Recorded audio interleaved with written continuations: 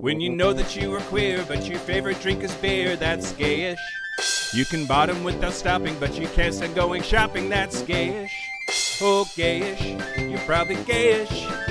Well, life's just too short for narrow stereotypes, so it's gayish. We're also gayish. It's Gayish with Mike and Kyle. Hello, everyone in the podcast universe. This is Gayish, the podcast that believes the biggest travesty of our time is that ranch has been demonized by the media.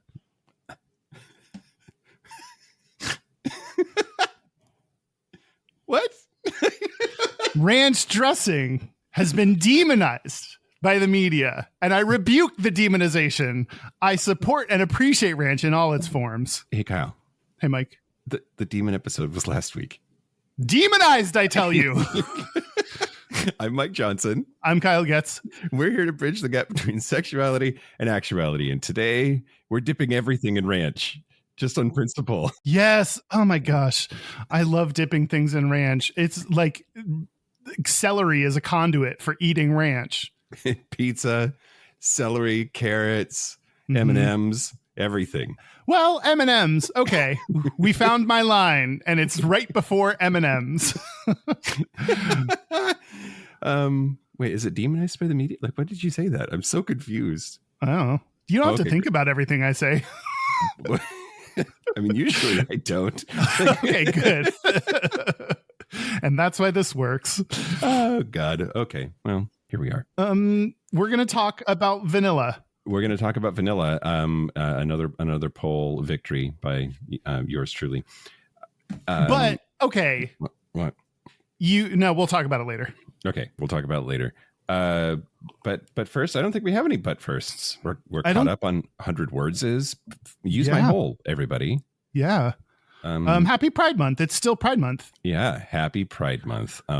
I hope you're celebrating in whatever way you can. And there are lots of ways to celebrate Pride that can include going out to parties and getting smashed or getting laid, but it can also mean reading a gay book or watching a gay TV show or meditating or hang out with a gay friend or coming out or, I don't know, staying in, whatever. There's lots of ways to celebrate gay pride.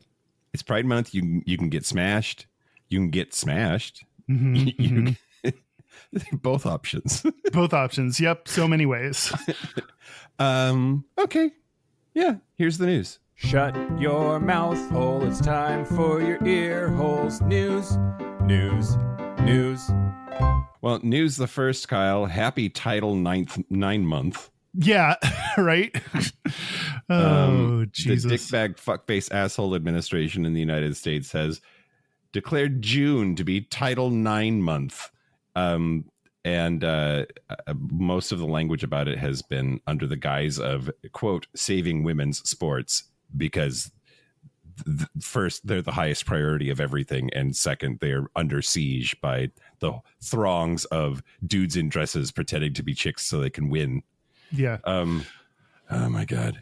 And then rather pointedly made it clear that it's not Pride Month. It's Title 9 month. And fuck that guy.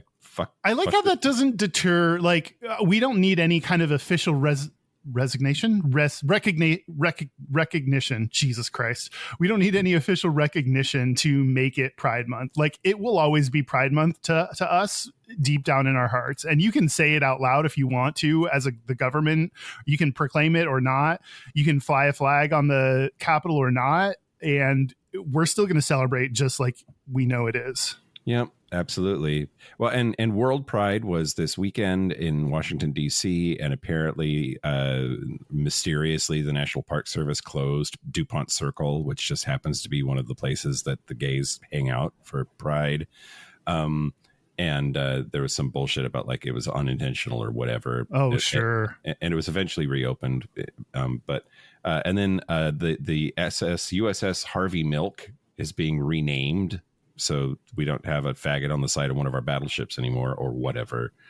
And so the Advocate wrote this article that I thought this paragraph was exactly right. Quote: "So now, as Trump tries to replace Pride with a twisted version of Title IX month, we remember Pride was never something he could take from us." Yeah. Trump can keep us out of parks and ban words. He can cancel parades. He can rip our names off ships, but he cannot stop us from marching, and he cannot erase who we are. That's beautiful. Yeah. Yeah. And they went on to say that like a lot of corporate sponsorships are drying up because it's no longer politically or financially expedient to be so pro-gay during Pride Month. And this like sort of rah-rah, we don't need them anyway. That was never what Pride was for in the first place. Pride is not a sponsorship, they say. Yeah, I think that's the downside of corporate sponsorships is we know that their number one goal is maximize long-term shareholder value. And to do that, sometimes Pride fits into the plans and fits into the return on an investment, and sometimes it doesn't. And we're in a time where it doesn't fit into their return on investment, and so they're pulling sponsorships. But we can still do shit like march down the street without them. We can still have big gay ass parties without them. We can still fuck lots of dudes. As long as you're white and don't get rounded up by ICE, who can apparently just pull anybody they want to off the street. Yeah, that's true. Sorry, you were saying an awesome thing, and I made it sad. No, it needs to be sad sometimes because it is, and it's a good reminder that not all of us have the same level of freedom right now, and that's what we need to keep fighting for. Yeah, and like, if it's not safe for you to march for whatever reason, that's fine. White people, it's safe for you to march. Get off your fucking asses. Yeah. Yeah. Okay. Anyway, fuck that guy. Fuck his administration. Fuck everything. And pride your asses off, everyone. Pride real hard. Yeah, pride real hard. News the second. Yeah. On X, formerly known as Twitter, the @Sesame Street account tweeted, "On our street, everyone is welcome. Together, let's build a world where every person and family feels loved and respected for who they are. Happy #Pride Month." And no Republicans responded, and everything was fine. Everyone was totally chill about it. It was a totally normal tweet that no one worried about. Oh my God. Mike Lee, who is a senator from Utah, responded or retweeted or whatever the twits do. Re-exed. Ugh, God. I don't know. Federal funds aren't for grooming through Sesame Street characters or otherwise. Defund PBS. Republican U.S. Representative Andy Biggs of Arizona said PBS is grooming children on America's taxpayers' dime. This is unacceptable. Congress must defund them and hold the executives accountable. Imagine being pissed about about puppets saying that everyone should be loved, like every family is valid, like that's so not controversial that it's like it just they can get pissed about everything. Everyone should be loved and feel welcome. That's a totally innocuous statement. Yeah. Yeah. Jesus loved everybody, Kyle. I'm sure they would figure out a way to be mad about that. You put that quote around anyone but Jesus and they argue with it. And it's like they forget what Jesus said. Well, Sesame Street has been a beacon of inclusivity, often sending out pride messages over the years.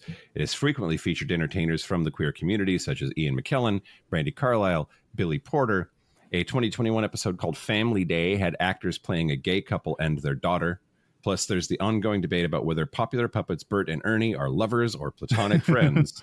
Yep. And right-wingers have previously lambasted the program for its inclusion.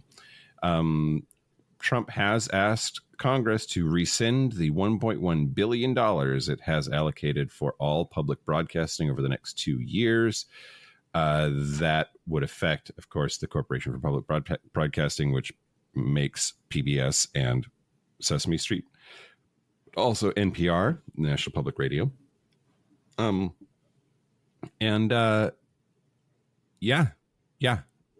I don't know, Kyle. I don't know how we survive this. I think we're going to get a Democrat into office in 3 and whatever years, and they're going to undo all of this. I think we just got to like hold on by the skins of our teeth until then and just make it through. I don't share your optimism, but okay. Well, I mean, I do. I share your optimism that a Democrat might get elected and might be able to undo all of this stuff with a Congress that is, enough Democrats to have any modicum of power. Yeah.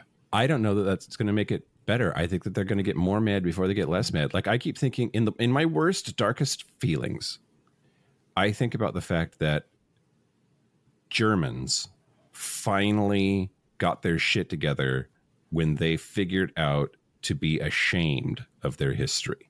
Like things had to get completely out of control and fascist, and they had to kill 6 million Jews so that they could then realize, oh, fuck, that wasn't a good idea.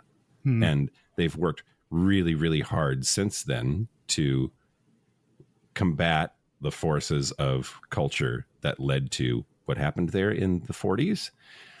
And I think it's going to take some kind of like clear transgression and maybe an armed conflict before the seeds of fascist horseshit that is the MAGA movement are stop being sown or whatever. I just don't know what they do when he's out of office and like they're going to have to find a new figurehead.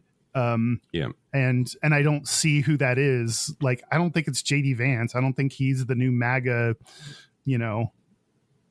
golden boy. So I don't know. I don't know if Trump were smart, he'd be like grooming the next person to take over. Yeah. But then he would have to admit that he's going somewhere. Yeah. Yeah, totally. They would take a little less ego from him to be, and a little bit of intelligence to do that, which I don't think he has either. Yeah. Yep. If there is any like potential silver bullet here, it will go in that orange noggin. Oh God. I think that him dying is like maybe how this thing finally does implode. I don't disagree with that. That's one possible road to salvation, Kyle. But people will still be mad. They're going to be mad for a while. And I have been saying on the show for a really long time, it's going to get worse before it gets better. And I think I still think that.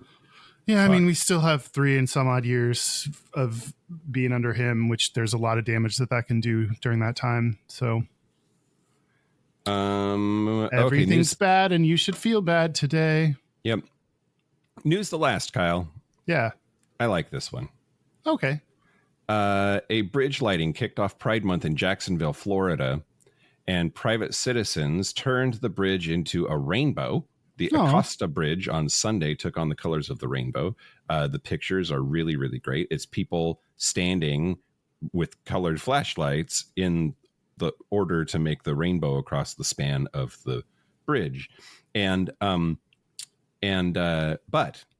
it almost didn't happen because of a suspiciously timed bridge closure. Wouldn't you know it? The bridge had to be closed the night of the event. Jesus Christ. It was the Main Street Bridge that they did it over last year. And Matt McAllister is the guy who has been coordinating this event. Where is this? Jacksonville, Florida. Oh, okay. Florida. Oh, boy. Wow. This is a good place to do it because they need it.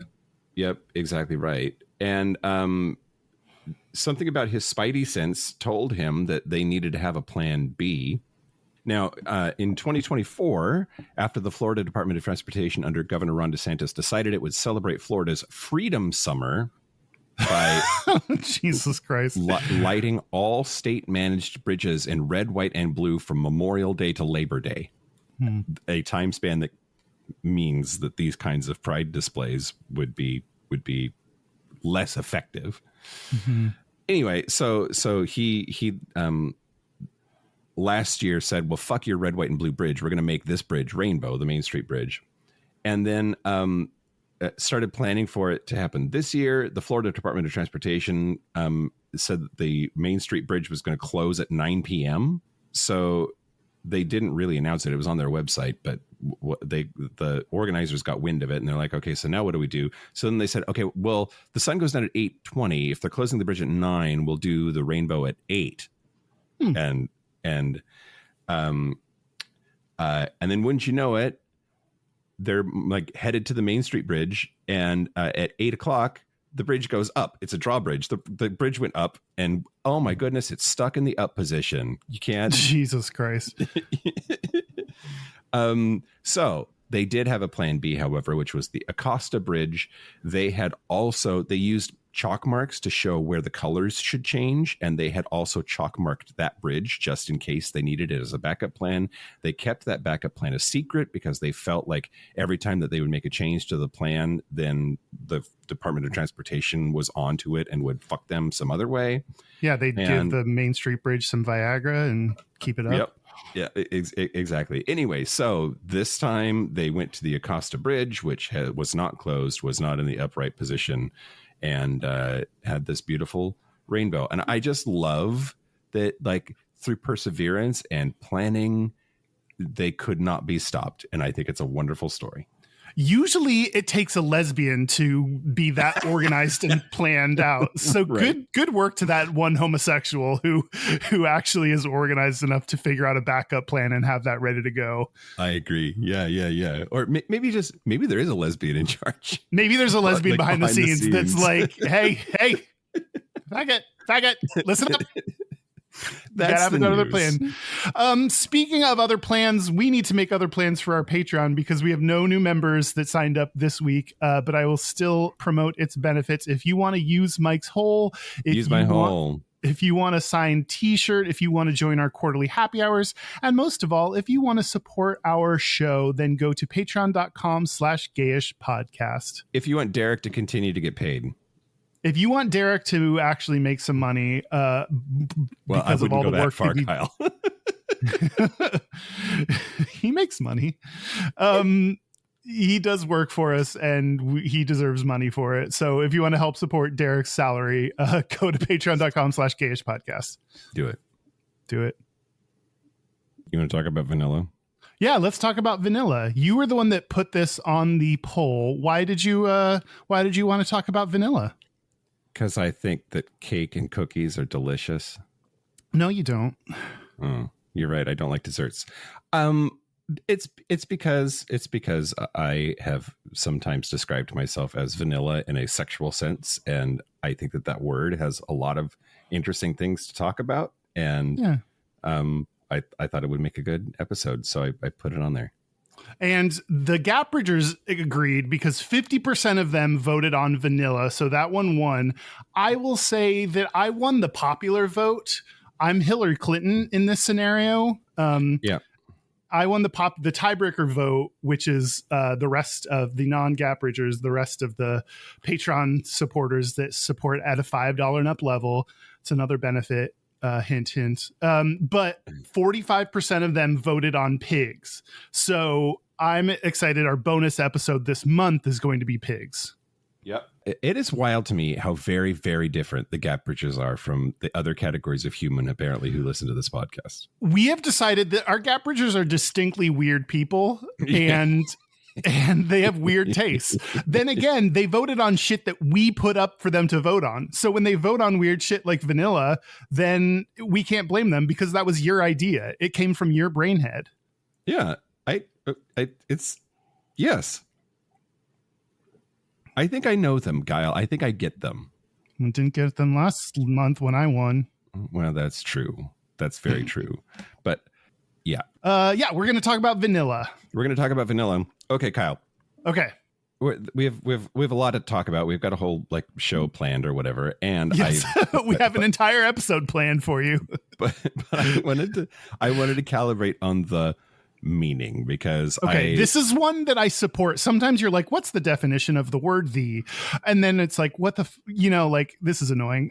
But this one I agree that it's helpful to calibrate on what the meaning of vanilla is. Okay, good, because we're going to do it.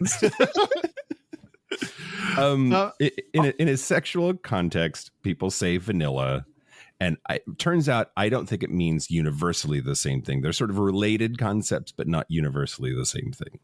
I agree. It's hard to like put a finger inside what vanilla actually means. Sure. I read something on Reddit that I'm going to modify. No, that I really liked. This is from Pint Size Bro on Reddit, and they said, "What I do is erotic. What you do is kinky. What they do is perverted." Yeah, and I really liked that way of saying it. Of like, I think a lot of people think what they do is just like fun and sexy, but what other people do is weird and gross. And your definition of what vanilla is probably based on your own personal interests. Yeah, I like that 3-tiered cake too, because there definitely is like the people that you talk to might be into something, but you're not going to go so far as to say that it's perverted unless, you know, if you do think it's perverted, you're probably not going to be their friend anymore. Yeah, exactly. I had the whole thing just of like whatever I do is vanilla and whatever somebody else does is kinky. Like, you know, kinky is what I won't do, but other people do or something. Yeah, who are kink affirming. Yeah. People that are in the this does not apply to people that are in the kink community, because I feel like they would take pride in the fact that they're not vanilla. I think vanilla is kind of derogatory. Is it? I think it's used in a derogatory way. Like, I don't think people want to be vanilla. I do. Derek is excitedly vanilla. He's before we move too far past this thing, is vanilla the opposite of kinky? Huh. Yeah. I think there's a spectrum that ranges from vanilla to kinky. Okay. Yeah. There's also, I think that there's a middle part. Like, it's a spectrum. I think that there's a spectrum. Yes. A spectrum on which one end is vanilla and the other end is kinky. And there's like a wide various places on that spectrum that you could find yourself, or you could find different activities placed depending on who you ask. Yeah. What activities do you categorize as vanilla? Oral, missionary. Okay, but missionary straight or gay missionary? I think in the gay world, just like missionary anal is still vanilla. Okay, because that's one of the questions I had. Is anal? Some people don't. In the straight world, anal might be not vanilla. That might be kinkier. And in the gay world, there's a whole universe in which the phrase vanilla gay sex is just a conflict in terms and doesn't compute. So just any kind of gay sex is automatically, by definition, not vanilla. Yeah, because we're breaking the norms of convention of what's expected out of sex. Yep. Yeah. Yep. Any. I'm sure that there is a Christian puritanical view of what vanilla sex is, that is just like normal straight people sex for the purpose of procreation, preferably missionary, right? Yeah. Anyway, I have a little bit of Gayda on anal. You do? Yeah. Okay. Just a hint of Gayda on anal. Do you do that now or you can do that later? Oh, I could do it now. Do you want me to? It's up to you, man. Okay. It's your show. I mean, but it's yours too. Sometimes it feels like mine and sometimes it feels like yours. Depends on the episode. This is a study called Sexual Behaviors and Situational Characteristics of Most Recent Male Partnered Sexual Events Among Gay and Bisexual Identified Men in the United States. That's a mouthful, I hope. Rolls off the tongue. They did an internet survey where they collected data from more than 24,000 gay and bisexually identified men years 18 to 87 from all 50 states and the District of Columbia. Good work. Sorry, U.S. territories. You're Guam. not included. Sorry, Guam. Sorry, Guam. We don't apologize to Guam enough.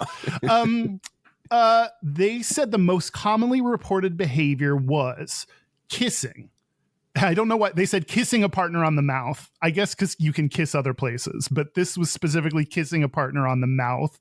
74.5% of people reported that was included in their most recent sexual event. Okay.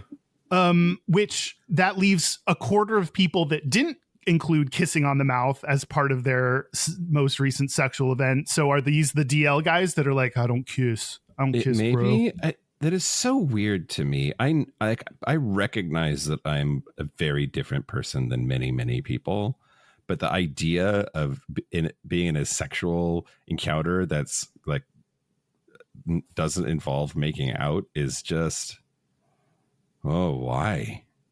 Yeah, sometimes when you're ass up, then your mouth doesn't get included in the. That's fair. That's fair.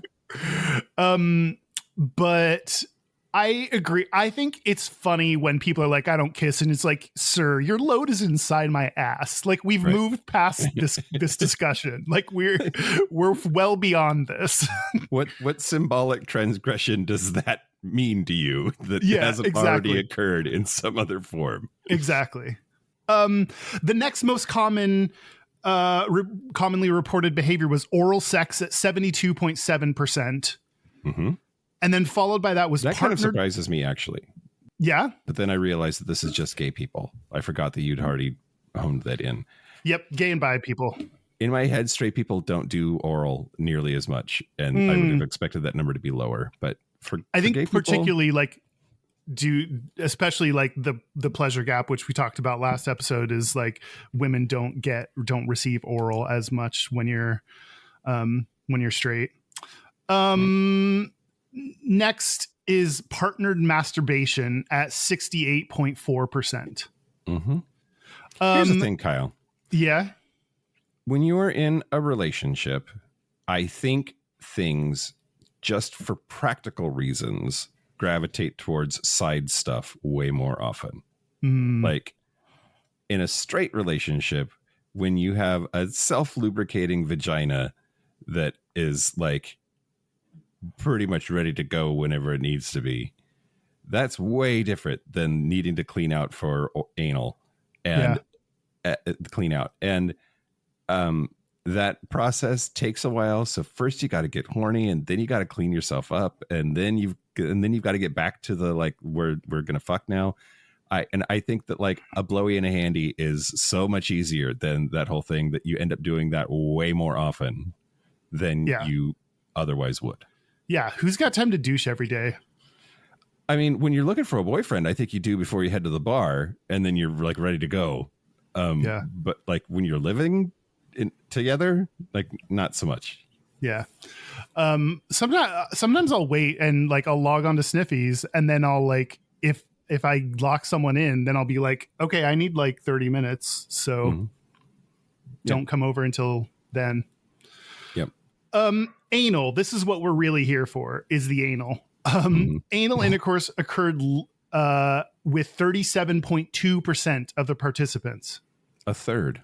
So about a little more than a third. Yeah. So it was not common to do anal on gay and bi men's sex. And I think that anal might be less vanilla than we give it credit for, given how little it's done. Other fun data: sex most likely occurred in the participant's home at 46.8%, which that's a lot of sex that occurred not at the participant's home. Well, okay. I was just thinking that like was that 46%. That means it was, if it was somebody else's house. Maybe someone else's house is part of that. Yeah. Okay. I didn't think about this math. Something about this math makes me think that there's a percentage though that it was not in a house. Yeah. It included hotels at 7.4% and public spaces at 3.1%. Okay.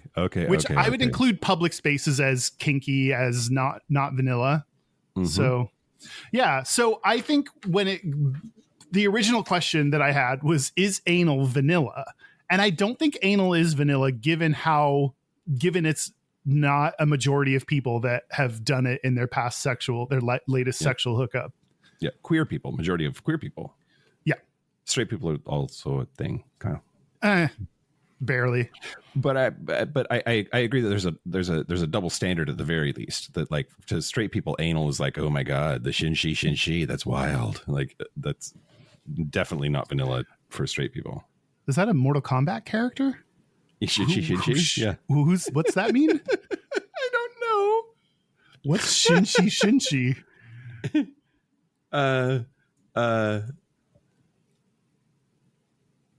I don't know. I got it from Saturday Night Live. I have no idea what that means. That's okay. I also don't have to think about everything you say and could have just moved on from that, but I didn't. No, I think it's worth. Urban Dictionary, God bless its soul, says that it's the sexual act of a man inserting his penis into his lover's ear canal, which that's a thing that has never happened. Ear blasting.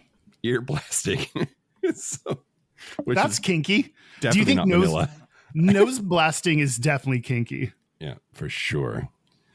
Okay, speaking of Urban Dictionary, should I tell you some Urban Dictionary definitions? I would love it if you would. Okay, first of all, vanilla. The definition of vanilla is unexciting, normal, conventional, boring. And this is where I think there's some negative judgment. There's a negative connotation to this word because the words unexciting and boring are not how anyone would want to describe their sex. Sure. Conventional, though, I think is less judgy. Less judgy. Yep. Normal is judgy in a different way because like that says that other things are not normal, which is judgmental. But yeah, used in a sentence, it says vanilla, a bit like this definition. Yeah. Vanilla sex is a different definition, and it says sex that involves no twists or kinkiness and no S&M, basically plain regular sex. Typically sweet and happy and very lovey-dovey. Which, do you think of vanilla sex as sweet and happy and lovey-dovey? Yeah, I do. See, I don't necessarily assume that it's that. I more assume it's the action and less the like feeling and emotions that are behind it. That's interesting. So, you okay? You think it's just like the playlist of the physical things that happen is what leads you to that decision. Yeah, totally. Okay. But you think of it as the emotions are like tend to be more lovey?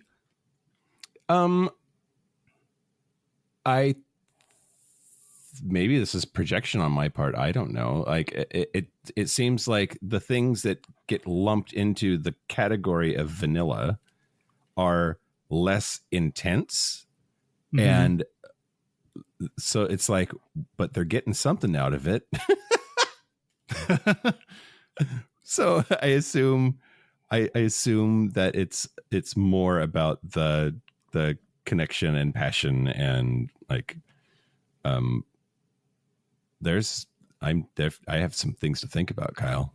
I think I'm kink shaming without even meaning to. I think you are too, and I was going to say that, but I'm glad you said it first, so I didn't have to be the one to call you out on it. Yeah, I think you can do kinky shit, and there's love and passion, and I think oftentimes more communication comes into play when you're doing kinkier stuff because, like, you got to be like, "Oh, that fist is too much. Please slow it down." Whereas, like, if you're making out, you may not have to communicate as much, or you may not be willing. I think kinkier stuff tends to come along with more communication, which can build and strengthen a relationship and be, love can be the foundation of that. So, French vanilla is to be slightly adventurous sexually, having very minor kinks and fetishes, to have slightly more spice than just plain vanilla sexual interests. Okay. What is a minor kink? That seems like pretty judgy now. Like there's a spectrum of kinky, and like we're gonna look down on the stuff that's just like dipping a little toe into the lake kink. See, I don't know. I liked this. I think that I might be French vanilla. Okay. Because I don't think I'm vanilla, but I think there's a little bit in there, and I don't think it's as extreme as like full on like. God, someone recently like tried to fist me, and it just was like not like happening. I was just at some point I was like, no, I think I'm done now. Did he have tiny hands? No, he did not. He was wearing a pup mask, which that was interesting. But yeah, I think I have like a hint of kink in there, but not extreme. Okay. I guess. My sex varies depending on the person and what they're interested in. Because is getting tied up, is that French vanilla or is that just kinky? I don't know. Where on the spectrum does all this fall? What did they tie you up with? Like rope. Was it rope? Like nylon rope? Does that make a difference? What would they have? Oh, okay. I was wondering what they would have had to use to make it less kinky. Yeah. No, I don't know. I think like to some people that's like nothing. That's like barely anything. And to other people that's like extreme and they would never do that. So like this is that thing of like the where you are on the vanilla to kink spectrum affects where you think other people are on the vanilla to kink spectrum. Yeah. And so like if your baseline is pretty high, you're still going to think of yourself as being like in the middle or lower, and you're just like your scale is off. Yeah. Are poppers, do those make you kink more or less kinky? More or less vanilla? This is interesting because this is going to go back to the kink shaming thing that I think I'm accidentally doing and not meaning to. Okay. Poppers is introducing a chemical, and I have a lot of judgments about that, and that makes me place it higher on the kinky scale. I mean, does alcohol make it more kinky? I mean, less vanilla? Definitely changes the like adventurousness of the whole thing, and like changes the consent equation. Oh, it does change the consent equation. Let's keep going. Vanilla ice is the next definition. The definition of this is Eminem's long lost father.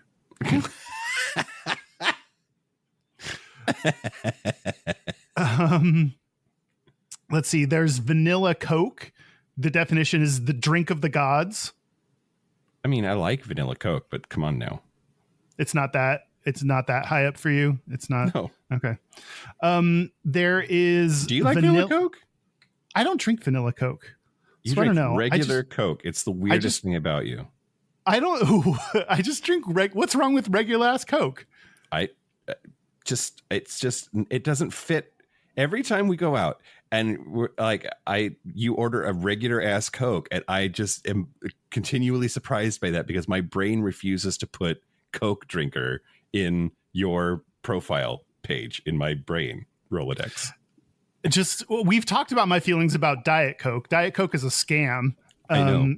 And yeah. And I drank one. You know how they say names on the side? Yeah. One that I drank, I looked at it and it said cis. And I was like, this is homophobic. I don't think they're allowed to do this.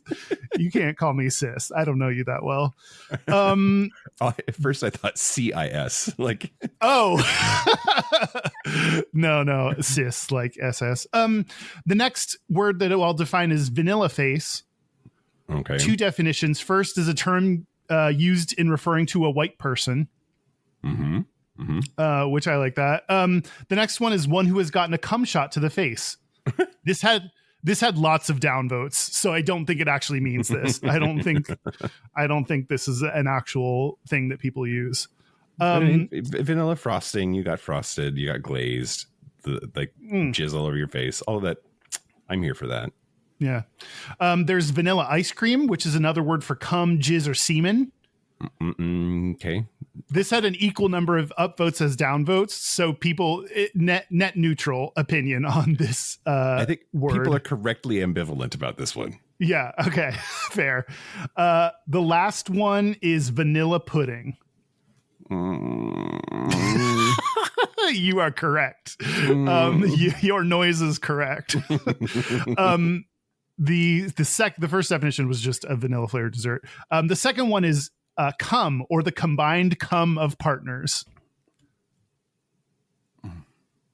Kind of got stuck in my teeth, Kyle. Is it cum? I don't think so.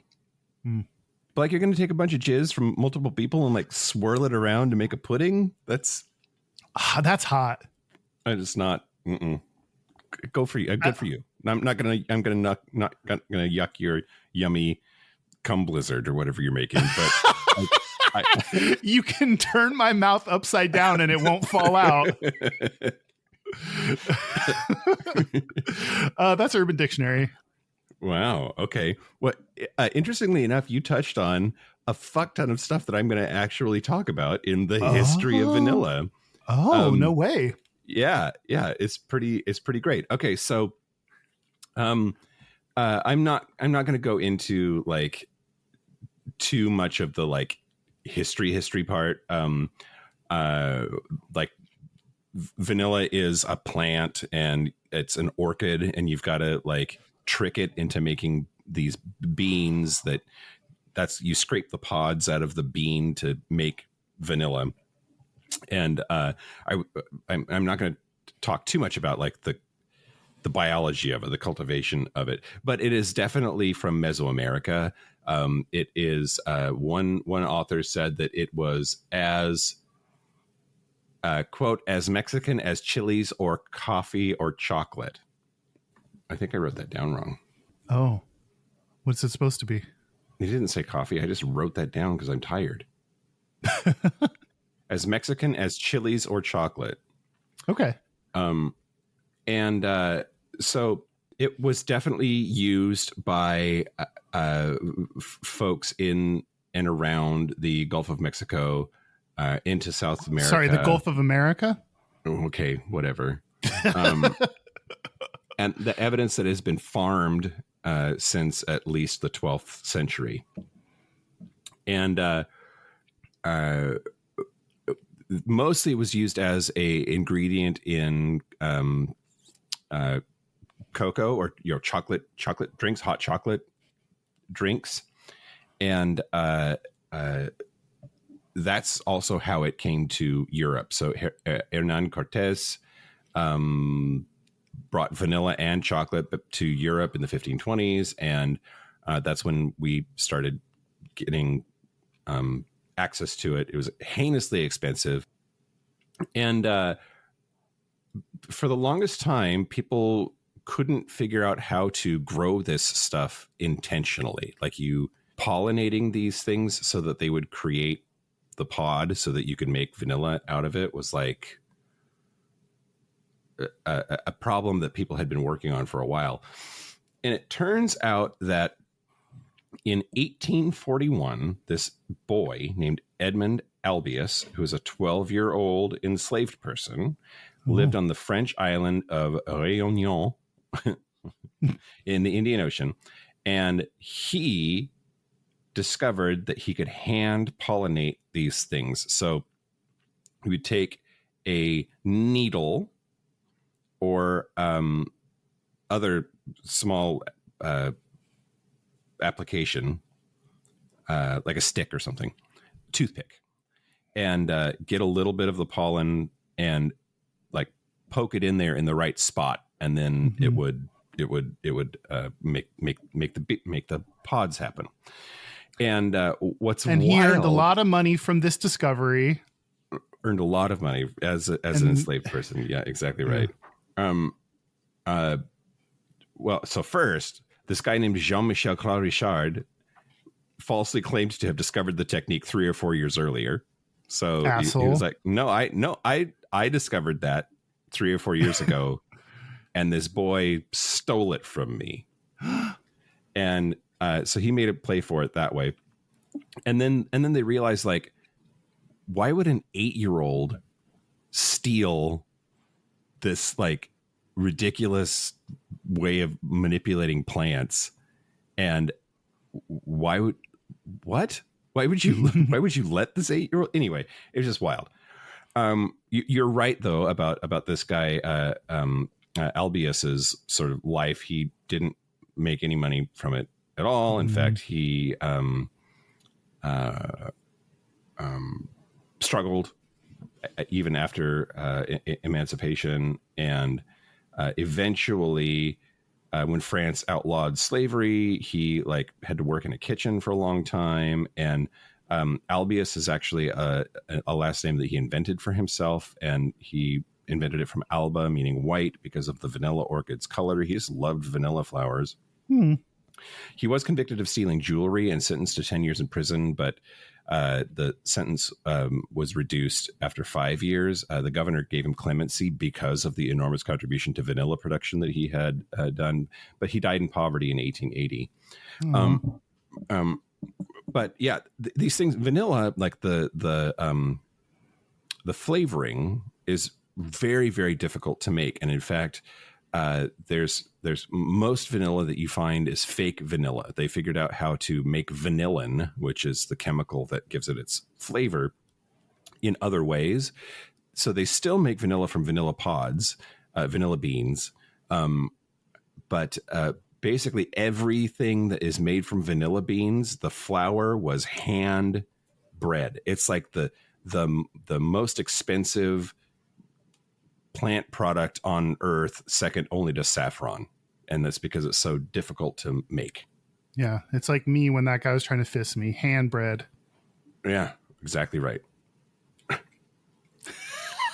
Derek shakes his head no. Okay, so then the word vanilla, it's interesting because technically, like chemically, vanilla is a very complex flavor and is not boring at all. And so like, why did it start to become synonymous with like plain or boring? Because that's like the default flavor of ice cream. It's the default flavor of ice cream. That's how. So the French really? started using. That's it? Yeah, that is. Yeah. Ha-ha! So, the I French am started, the history now. Nope, I'm taking over the history segment from here on out. This is my show. Yeah. So, which the vanilla in vanilla ice cream is synthetic. It's not from vanilla pods, but that doesn't matter. Yeah, it's mostly because of the influence of ice cream and how ice cream got super duper famous, and vanilla was like the default flavor, and you might add other flavors to it or whatever, but like at its base, ice cream was vanilla, and so that became default, and then that started being used for other things in the like basic default version. Also, I forgot to say this earlier, but the word vanilla comes from the Spanish vainilla, which is a diminutive of vaina, meaning sheath or pod, and that has the same Latin roots as the word vagina. So vanilla literally means little vagina. Oh, do you want some little vagina ice cream? It doesn't have the same ring to it. Doesn't have the same ring to it at all. Okay, so I don't know how to make this happen, Kyle, but I promise there's a concept.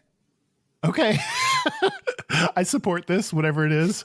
So there are a lot of places that will tell you that the word vanilla in terms of sex came from gay culture. Oh, so we started everything. It was first used in the early 1970s, as early as 1973, according to one gay slang etymological dictionary that I apparently need to buy a copy of. And do we need we haven't shouted out our library in a little bit. What dictionary is this? It is the... Oh, you don't have to look it up if it's not right there. No, I'll come back to it. Oh, sorry. It's Bruce Roberts' 1972, The Queen's Vernacular, a gay lexicon. Oh, interesting. And one definition from that slang dictionary says that vanilla is, quote, a gay bar that is not sadomasochistic. And the other definition is a rigid or conforming goody-goody person. Oh, it's more about the person, not the sex. More about the person, not the sex.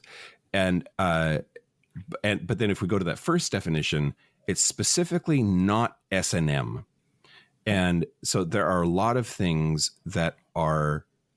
This creates a third category, that it's not a spectrum of vanilla to kinky, but that it's a triangle. Like there can be things that are S&M. None of them are vanilla, because S&M and vanilla are opposite.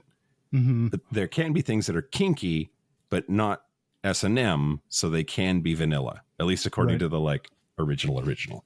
Yeah, interesting. What's something that's kinky that's not S&M?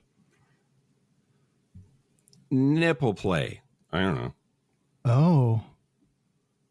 Oh, okay. Food. It's like Vanilla pudding. salad tossing. Oh.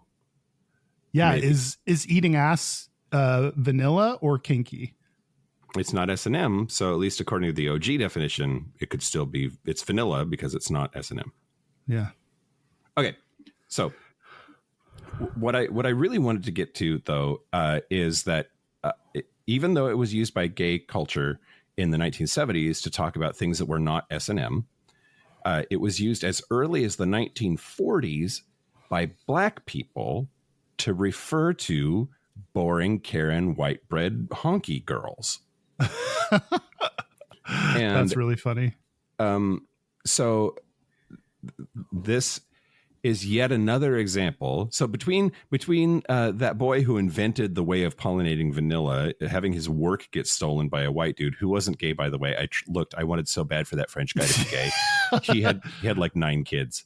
But black people constantly have things stolen from them, and then white people try to, or successfully do, take credit for it. Mm-hmm. And gay people are like kind of bad at it also, right? Like I feel like we're kind of sometimes the conduit for that. We take black people's lexicon, start to use it within the gay community, and we're like, oh yeah, it's just a gay word now, and then straight people find it. So I feel like we're sometimes the transition from black vernacular to mass appeal. Yep, absolutely, and we've seen it happen over and over again. Some of the other examples are like drag speech. Drag culture has a lot of stuff that came out of ball culture, black ball culture, like the show Pose, throwing shade, spilling tea, yes, queen, all of that, voguing, all of that came. God damn it, all of that came out of black ball culture. And this is just another example. Now, I also don't think that these things are necessarily intentional. It just kind of happens. And so black people come up with a fun, interesting way of saying things or expressing things or making music or whatever. And then it's first the sort of like the edges of the mainstream interact with that culture. And that's inevitably gay people and drag queens and trans folks, and it gets absorbed into that culture. And then because white people, mainstream straight white people, are more comfortable with white queerness, it can enter their comfortable space of things to say. And anyway, the word vanilla sexually might have arrived because of this same phenomenon of a thing that black people were saying, got picked up by gay people, and then that entered the mainstream. I think that's enough about that, Kyle. Okay, I'm going to tell you a Grindr article about gay vanilla sex, which who knows better about sex than Grindr. This is a 2024 article called Gay Vanilla Sex, Exploring What Vanilla in Bed Means. Okay. And I mean, I don't think a lot of sex happens on Grindr anymore, but do you think, what do you think happens on Grindr? Bots ghost you. That's like at least half. Yeah, when he's too hot to be true. I had one, that was from Grindr, where, have you ever gotten the thing where it's like they'll ask to go to text and then you move to text and then they'll like send you back all of your Instagram, like people you follow, and they're like, I'm going to send all your nudes to your Instagram friends if you don't pay me or whatever the fuck they want from you. Have you had that scam happen? No, but that's very interesting. Yeah. If you didn't know that it was a scam and nothing's actually going to happen, then that's horrifying. But it's just someone trying to scam money out of you. Anyway, second to scam. second to saffron, vanilla is the most expensive spice in the world. I didn't know that. You did? Oh, yep. I wasn't listening to you. Yeah, great. Cool. Because it's so hard to make. Because it's so hard to make. Why is it looked down upon? Somewhere we started conflating universally enjoyed with massively basic, which I think is very true. And they say that vanilla is actually complex, warm, deep, sexy, and a little bit fruity. So their definition of vanilla is conventional sex without any kinks, fetishes, or challenging feats of acrobatics. It's classic and uncomplicated. There's minimal prep and no time spent getting into character, which I agree that role play is not part of vanilla sex. Okay. They credited the kink and fetish community as starting to use vanilla sex to differentiate from mainstream sex. So I think they're also missing the origins in the Black community that you talked about. Which I think that's part of what happens is the credit and the, in the case of other things that the Black community originates, the money doesn't flow to the right people. So yeah, this is a case where the credit is not flowing to the Black community, unfortunately. But they say it is not boring. They say that you can get bored during any kind of sex. They say that an Eiffel Tower can be boring. A steamy shower can get boring. Which I agree with. I think that it doesn't mean boring. Vanilla doesn't mean boring, because even kinky stuff, you can be like, well, I'm kind of done with this. You can get tied up and be like, all right, I'm ready to be untied and go to sleep now. Once the novelty is worn off, maybe. Yeah, that's true. There are benefits to vanilla sex. It's easy. They say it fosters emotional connection, which I think that's in line with what you were saying earlier, that I don't know that I agree with, that there's more like passion and emotion attached to vanilla sex than kinky sex. I don't know. I don't know that I agree with that sentiment, but that's what they say. They say that, quote, sometimes the best way to get closer to someone is to slow the fuck down, look each other in the eye, and take things nice and easy. Yeah.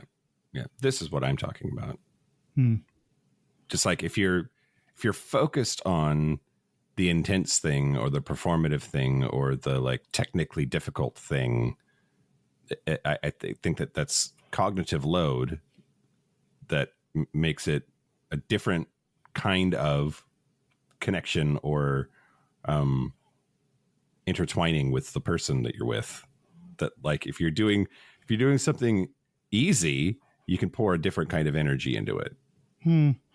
But sometimes like the work you do is out of love for the person. Like maybe all the effort tying that rope that you're spending, or all the effort you're putting into the paddling that you're doing is like, because I know this person loves this feeling, so I'm pouring my heart into the knots that I'm tying. Sure. They also say other benefits, it's less pressure and you can make it your own. They also say that communication is key. Talking can be a thrill in and of itself, which they point out is why they have a chat only option on Grindr. Or one of the reasons, at least, because some people might just be there for the talking. I sometimes log on and without realizing it, I'm like, oh, I don't want to hook up, but I do want to like have some sexy conversations with people. Yeah. And do you say that? Do you no, because I often don't know it until it's happening. That I'm not actually looking to hook up. Like, I don't think I log in ever thinking like, I just want to try to talk with people and have some hot conversations. Yeah. I think it just kind of happens. So I don't think I know. I don't think I'm even aware of it as it's happening until like either I'm in the middle of it or it just happened and I'm like, oh, I don't want to invite you over. I just want to keep this conversation going. Let's see. They do say that sometimes people interpret asking for something new in the bedroom as a sign that what's been happening hasn't been working, which I think that's some millennial bullshit. Why is that millennial bullshit? Millennials are like always way more than older generations, I think, saying like, not that I don't like what's already there. Like pre-defending this phenomenon that you're talking about is like a millennial thing. I don't see how that's I can say I want something different without saying that what we had was shitty. Yeah. Stop it. I don't know that that's a millennial thing. I don't know if I agree with you there, but that's fine. I am one. And during vanilla sex, you have the opportunity to talk about what you like and want more of. So it says that you have, which I don't know that I agree with this either, because I think there's a lot more communication that has to go on during kinkier sex, or like, you know, even including like pre-planning and conversation during, and you have safe words and all that. Like, I don't think you have safe words during vanilla sex, but anyway, they say that you have more opportunity to talk about what you like and want more of, you know, do that, do more of that, stop doing that, keep doing that kind of stuff. And it also says you can talk after vanilla sex to figure out what worked and what didn't, which that's probably good advice for any kind of sex. If you're in a relationship or any kind of like, if it's not just a one-off, that's probably a useful thing to do. I don't do this. I should do this with people I hook up with on the regular, to be like, I liked this part and didn't like that part. Don't squeeze my balls that tight next time. Like, you know, that kind of stuff. But I don't. But yeah, so probably after any kind of sex, it'd be helpful to talk about what worked and what didn't work.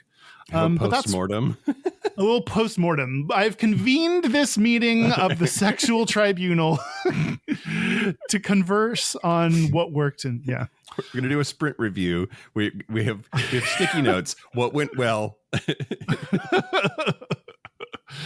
Yeah, that's what Grindr has to say about vanilla sex. I think that I agree that the biggest point that I think they're trying to make is that boring, just because it's popular, does not make it boring. And we have somehow equated popular with boring. And I think that it's just what happens during vanilla sex might be more common than other things, or it might be more popular or might be more mainstream. And none of that necessarily makes it boring. Vanilla sex is still fun.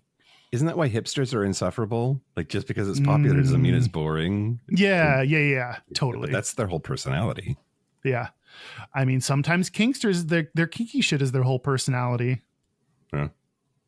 Which actually, I said that in a demeaning way, but I support that. Like, I had to reserve the right to make being gay my whole personality, and you can't tell me to shut up about it, because I get to do what I want and be who I want. So if kinky people want to make their kink their whole personality, go for it. I support you.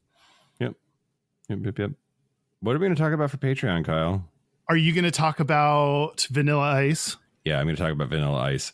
I'm going to talk about Vanilla Ice. Why is he named that? Is he good for gay people? Is he an ally or no? Oh, interesting. What happened in 2021 in South Carolina? Find out on the Patreon segment. I don't know what happened in 2021 in South Carolina. Should I do an Ask Reddit? Sure, let's do it. Okay. Someone posted, what's considered vanilla sex-wise? This was posted to the subreddit Gay Bros by Florence Deloigne. That doesn't sound like a gay bro name at all. I don't know what that means. Usually there are references that I probably don't understand. Someone will be like, it's from that anime. They said, I never thought of myself as being vanilla, but for a few years now, most guys I find seem to be interested in really kinky shit, and I kind of find it a turnoff. I was talking with a guy that wanted me to go to his place, fuck him without seeing him, and go after coming. And like, there's no way for me to get hard enough to perform in that situation. Like, I need deep kissing, full body contact, caresses and cuddles, mutual blowies and handies to get me going. I don't think that's making love in any way. It's just standard sex for me. Am I too vanilla for today's gay zeitgeist? This is interesting, Kyle. This person is describing, well, first of all, there's a lot to respond to there, because like, the phrase making love is not what it has to be all the time. Sex does not have to be that. So let's not make that the bar. Right. Yeah. But also, I'm with him in the like show up, fuck a person without ever seeing them or talking to them, and then just leave would not work for me either. Don't create a t-shirt that says I'm with him, just in case you were considering it. Yeah, that you need some kind of connection with a person in order to have sex with them. Like that's fine if that's not your thing. I also don't think of that as being super kinky. You don't think of like having sex without ever seeing them, a non-sex, as being kinky? Well, I'm like, I just don't think it's super kinky. I think it's somewhere on the spectrum, but like, I don't think it's vanilla. I forget exactly. No, it's not vanilla. I'm not saying that. But like, whatever phraseology he used was like crazy kinky or really super kinky. What did he say? I find he talked about people being into really kinky shit. Really kinky shit. Okay. Yeah. Yeah. Like, you don't think that's really kinky? I don't. I think it's kinky. I think it's pretty kinky to be like not want to see their face and just kind of fuck something and go. Is a glory hole really kinky? Really kinky shit? I just feel it's so hard. I feel like being gay throws off your, like, what does kinky mean? It's so hard when you're gay because like you hear stories, we talk about things that are like would be outlandish to our straight friends. Yeah, sure. And it's a spectrum, Kyle. And where is your set point? And what's like, it's just what's kinkier than you and what's more vanilla than you. Maybe sex is just kinky no matter what. And it's just a question of how much, not whether. Oh. But I'm realizing that like kink, I almost always associate first some kind of like accessory or apparatus. Like, yeah. Like this is situational and there's a lot going on like psychologically in the like I just want to be used and there's just a very subby thing about like being the ass up anonymous bottom in a hotel room with the door unlocked. Yeah, just a little, sir. Yeah. And I suppose that's kinky, but I just wouldn't call it really kinky shit. It's just kind of a I don't know. I'm realizing that I'm a shitty narrator when it comes to all of these things. Why do you think that is? Because I'm vanilla. I don't know, Kyle. Are you comfortable with the phrase vanilla? Like, are you comfortable claiming vanilla? One of my saved phrases on Grindr is responding to the question, what are you into? Which people ask all the time. Yeah. And it's my answer to that question that's saved so that I don't have to type it is pretty vanilla, really. And then like a list of things. Will you say the list of things? Sure. I got to turn my phone on. I turn my phone off because I'm a professional podcaster, Kyle. Good for you. So proud. It's on the checklist. Derek said, turn your phone off. And I just do whatever Derek says because he's our podcast daddy. Yep. We're both subs for Derek. Mm-hmm. The bartender downstairs, his name is Matthew. And he's weirdly adorable. But he keeps calling me sir. In a hot way? And I keep liking it. It's weird. Oh, someone on, Grindr and Stiffies, we talked on both, keeps calling me dad. Not daddy, dad. And I don't know how I feel about that. I am old enough to be his father, to be fair, but. I've been talking to a boy for several years now on Grindr. We met up once, but didn't hook up. Long story. But he wants to he wants our chats to be me being his actual father in like the things that we talk about. And I'm like, I don't know. I'm not actually your father, so whatever. But wait, but that's the fantasy. I feel like you might be bad at role play because you're like, but I'm not your father. No. Sorry.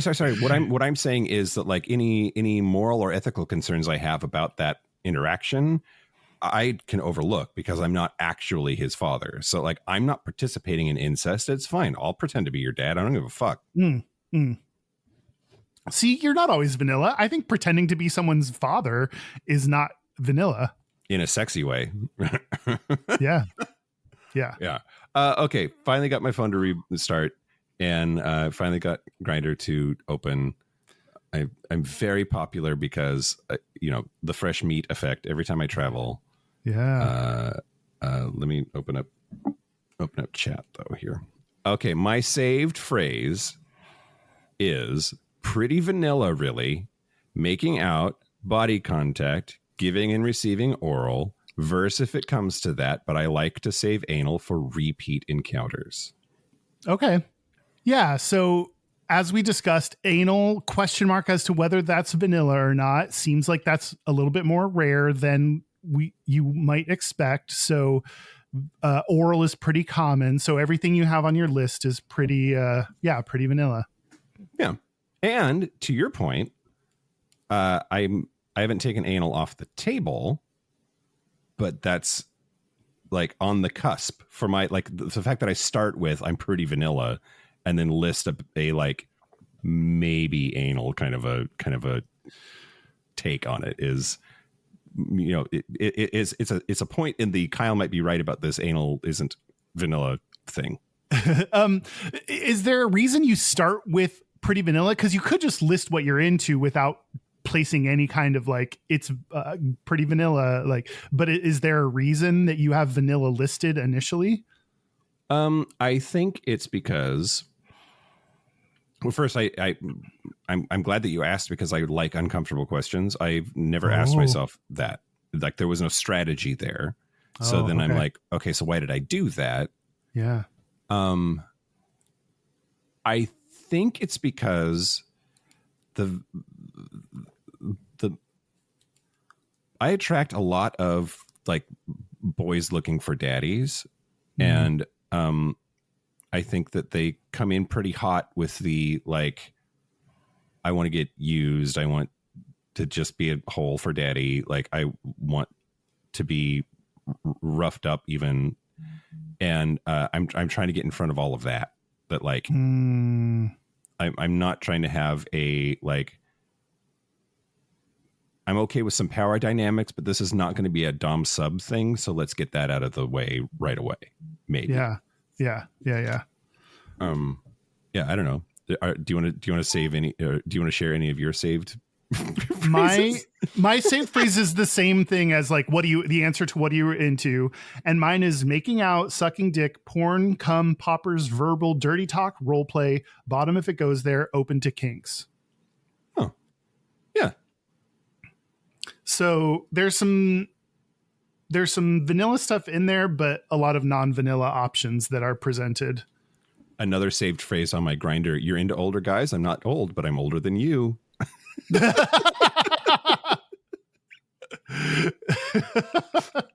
At what age will you disable that and be like, you are correctly assessing me as old?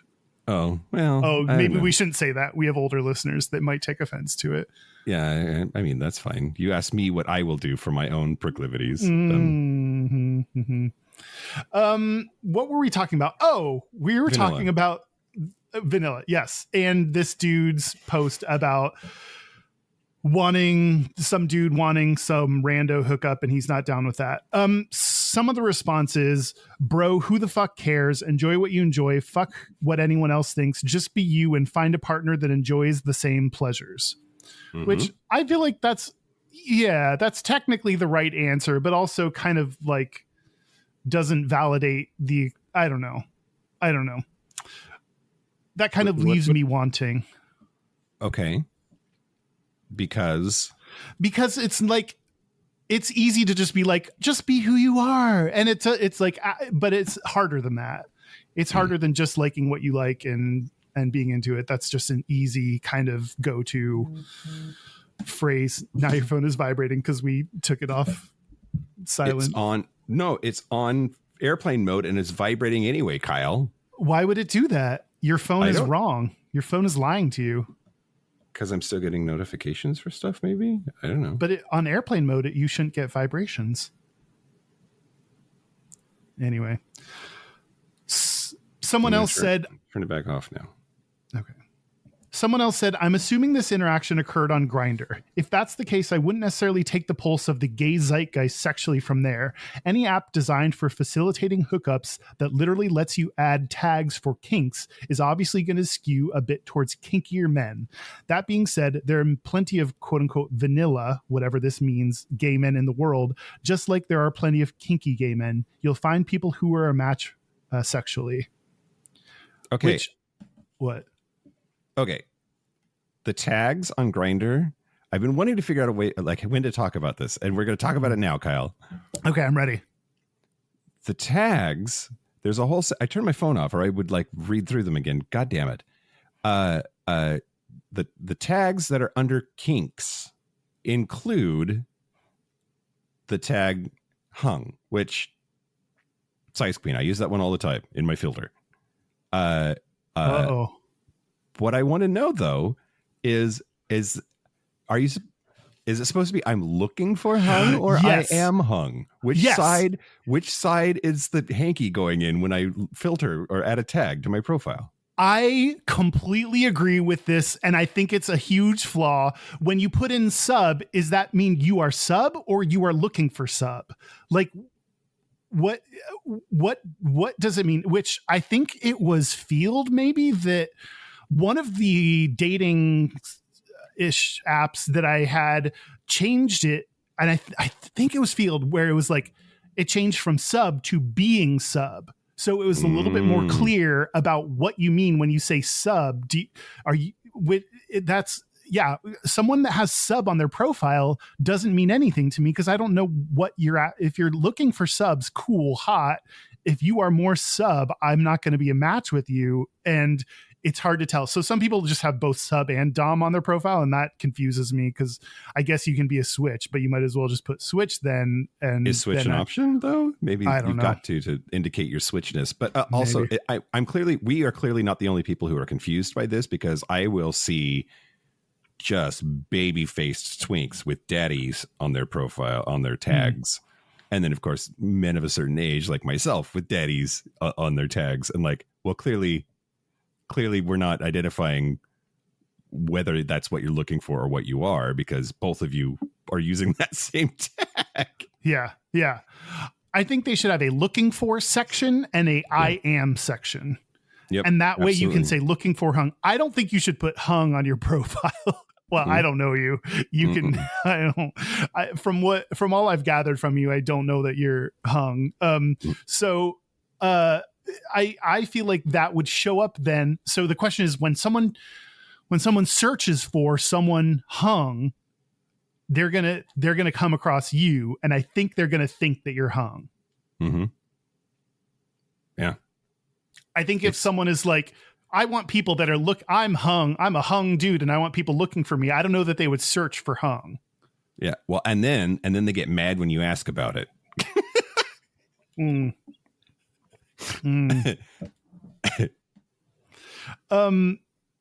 going to keep reading responses because let's see. Someone said, man, I wish I had someone to do what you like with. I don't think you're vanilla. You sound perfect in my mind. And then they just had like an entire response that was like, I was totally into you. I think this person fell in love with this person through just this one Reddit post.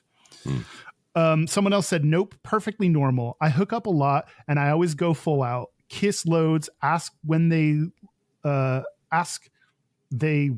like to be touched, lick and touch all over their body, rim as deep as I can, maintain contact during orgasm, lots of hugs afterwards. Even if it's just one time, I don't get turned on in situations you described either. There's no connection. For this reason, bathhouses can be rather hit and miss.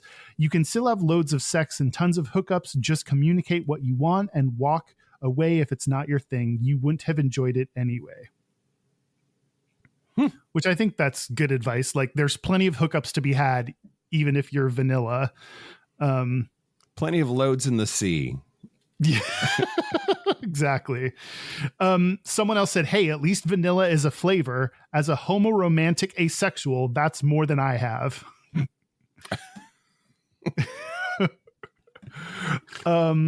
Someone else said, your kink is connection. Nothing wrong with that at all. Just be upfront with them like they are with you. Quote, hey man, I'd love to come over, but if you want to hook up with me, I want the boyfriend treatment, aka connection, kissing, hugging, touching, the whole shebang. You could even tell me you love me, LOL. That's what turns me on.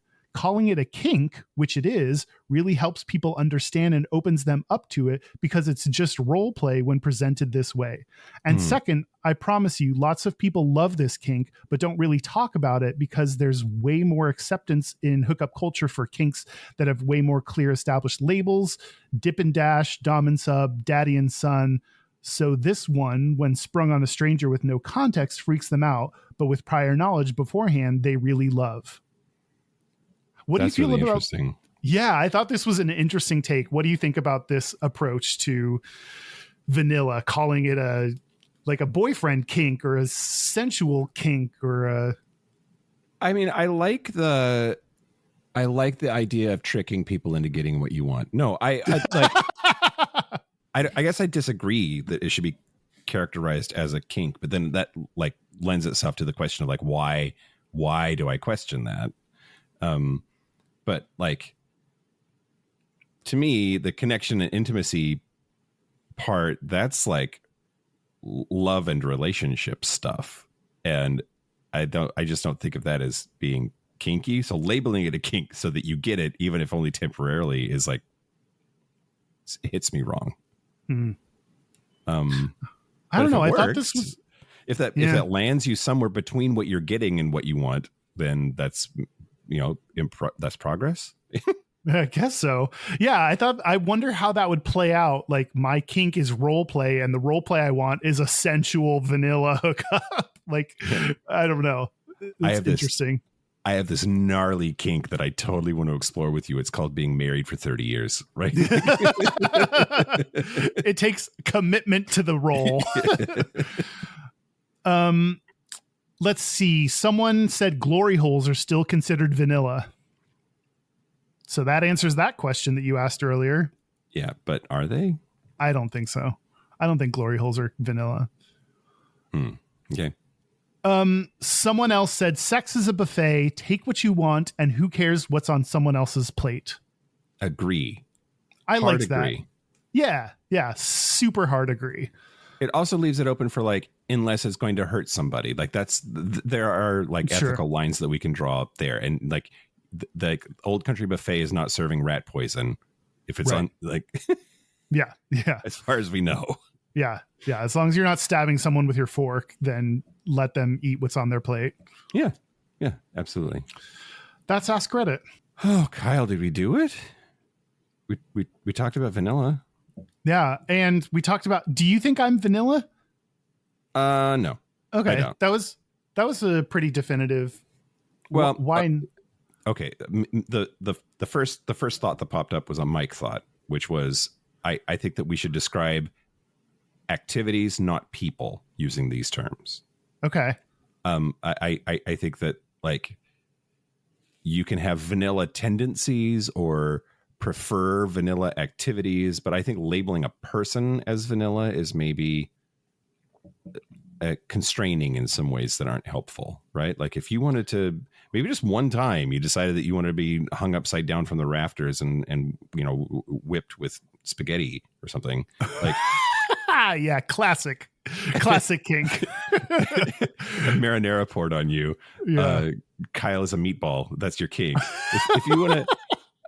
If you want to do that, and just like, I don't think that. What does that mean? Are you not vanilla now, or like? I just think no. You just did a not vanilla thing, and that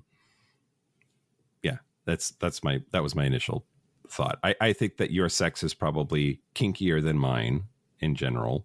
But I don't think that I think of you as a kinkster, nor do I think that you think of yourself that way. Right. Agreed.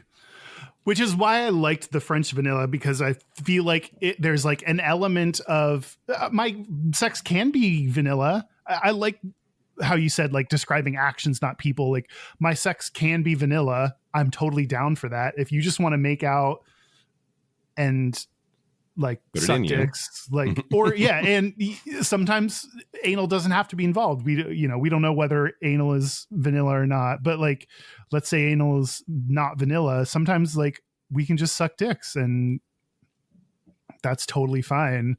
But other times, bumper sticker that says that sometimes we can just suck dicks and that's totally fine. And other times I do full on role play, or I get tied up, or I do the dom sub thing, or I usually kind of lean towards some kind of non-vanilla type thing in my sex. So, yeah. Yeah. Okay. I think we did it. Okay. Awesome. We did it. Should we take a break? And talk about Vanilla Ice?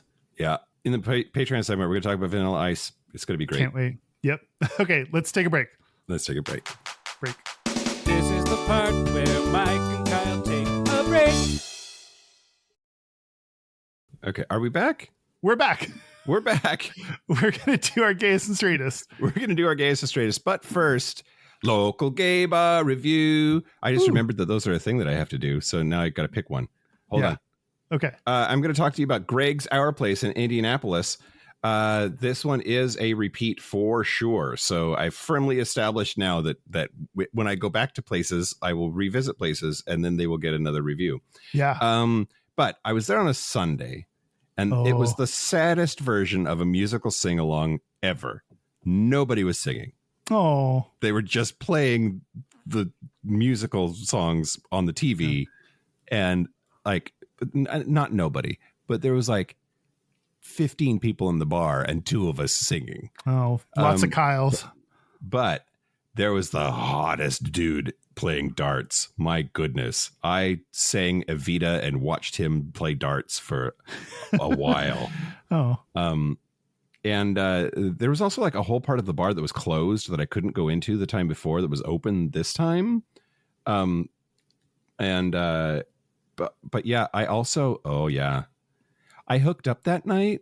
So it could have gotten 5 dildos, but that's not, no. No. It's 3.5 dildos, but I want you to know that a half dildo was because I hooked up. Did you hook up because of the bar? Did you meet someone at the bar? Yeah. Whoa. Yeah, it was good great. For you. Good Thanks. for you. Thanks. Yeah, that's it. Okay. Our website is gayishpodcast.com. We are social media at Gayish Podcast. You can go to gayishpodcast.com/contact to find our Discord server or our Facebook group. Our hotline, you can send us text messages or leave us voicemails, is 5855-GAYISH. That's 585-542-9474. Standard rates apply. Our email is gayishpodcast@gmail.com. And our physical mailing address is Post Office Box 19882, Seattle, Washington, 98109. Hey, we've promoted our book enough that if you want to buy it, you know where to get it. And also sign up for our cruise. Go to gayishpodcast.com/cruise to learn more about our 2027 cruise. Yeah, it's going to be great. It's going to be fun. You want to do our Gayest and Straightest? Yeah, let's do it. Okay, do you want me to go first, Kyle? Yes. I'm so excited. Oh, yeah? Why? I'm so excited. Okay. I am famously bad at getting nice things for myself. Oh, okay. Because you care a lot about other people. So you do a lot of things for other people. And experiences. I also will splurge for an experience like meals or, a trip or whatever. Yeah. I was getting out of the cab in Buenos Aires and I had my luggage in the back seat with me, one of my bags, because I have these 2 giant bags that I have to haul around. One is just filled with work shit. It's work stuff for the events that we do. And one is my actual bag with clothes. I got out of the cab and grabbed onto the wheel to pull the bag out, and the wheel came off in my hand. Oh, so then I was wheeling around a 3-wheeled bag through the lobby. And so got here to Boston, limped along with that until I got back to Boston. I bought myself a Toomey bag, Kyle. Oh, is that fancy? Should we be holding out for some sponsorship? It is fancy. I spent more on this bag than I did on my first car. Wow. Yeah. What makes it so good? It's Toomey, I guess. Okay. I don't know. No.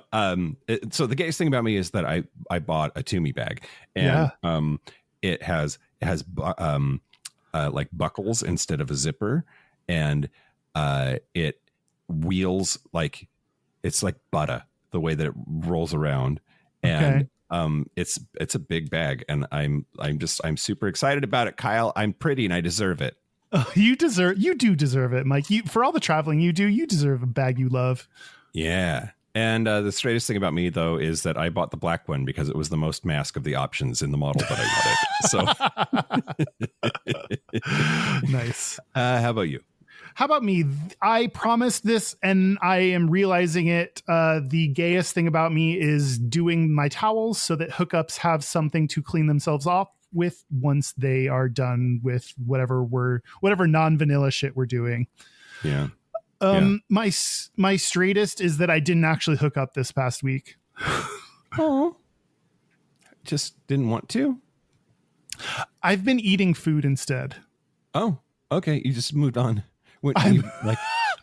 There's a roulette of things, and like you moved on from dicks, and now you're to like. Yeah, I've been a slut for food. Great. I love that. Yeah. Now we have a listener's gayest and straightest. Good morning, Mike. Good morning, Kyle. This is David from North Wales in the United Kingdom and a little town called Nevin. So, first of all, by the way, you made me gay-ish. I have been listening to you since well before I came out, somewhat late in life.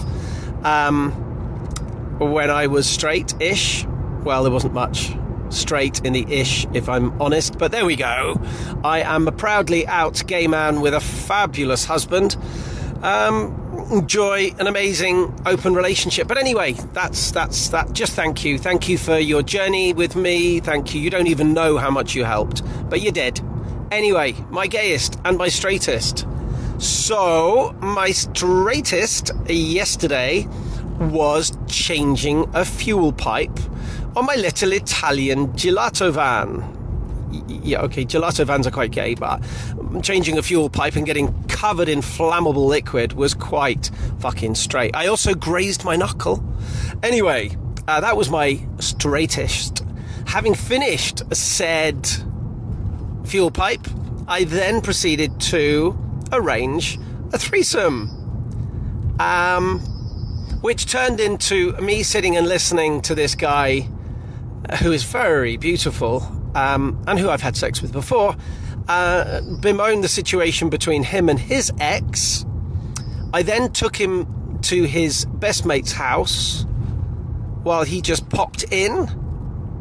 45 minutes later, I thought, fuck this for a game of soldiers, and drove home. So, no threesome. There we go. That's my gayest and straightest. Thank you, guys. Adore the podcast. Love the both of you.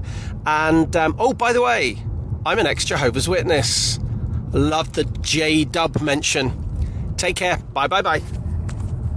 I mean, any auto repair injury is like pretty legit.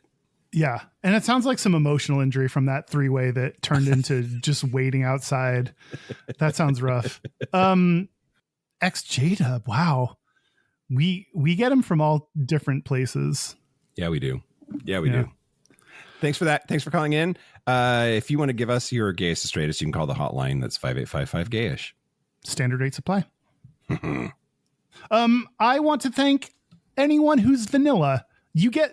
I feel like you might get the brunt of some negative views of the word vanilla, and you're totally valid and deserve all the vanilla sex you can get. I want to thank, he's dead now, but I want to thank Edmund Albius, who is why we have so much vanilla today. And he deserves the credit that French guy tried to steal from him. Yeah. And I want to thank our super gap bridgers. Thank you to Locomotive, Simon Sriracha, Kaylee Adams, Kit Oliver, Kobe Gordon, Squaggle, Pip, Andrew Bugby, William Bryant, John Colley, Stephen Porch, Yost Osel, Jonathan Montañez, Forrest Nils, Steve Douglas, Explosive Lasagna, Michael Covington, Thomas B., Dusty Sands, A. Coleman, Chris Kajatorians, Jerome York, and Cian and Javi. Thank you for your support. Thank you for your money. That's it. This has been Gayish from the Chris Kachatorian Studios. I'm Mike Johnson. I'm Kyle Getz. Until next week, be butch, be fabulous, be you. See ya. You, be vanilla.